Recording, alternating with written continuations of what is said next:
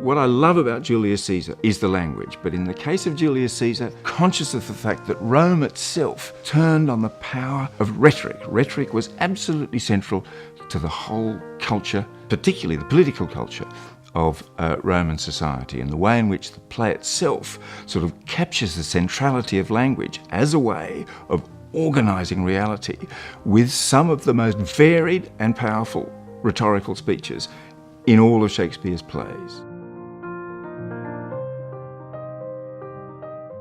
Teaching the play is important precisely because it teaches us a kind of tentativeness. It teaches us, as does all of Shakespeare, not to jump to any kinds of conclusions, not to jump to any kind of easy moral solutions, because these things will elude us insofar as people just won't fit in to the kinds of neat categories, the neat systems that we tried to build up. They are always eluding us and challenging us. One of the interesting things about Shakespeare is, after 300, 400 years of criticism, is the constant disagreement both about what he stands for, what he represents, how to interpret Shakespeare, but also what his political position is, or his religious position, or any other position. He is a dramatist. He's interested in other people's political positions, other people's religious positions, and his plays often won't have a fixed position on any particular topic.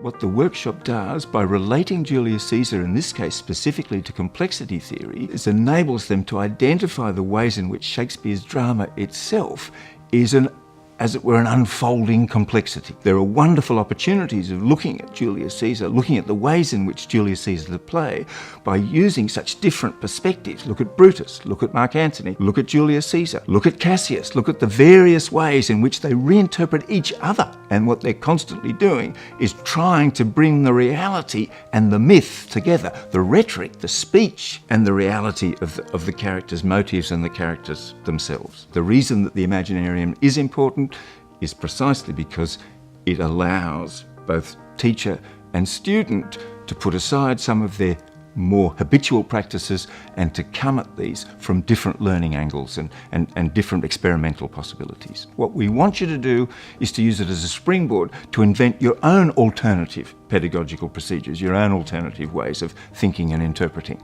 the play itself.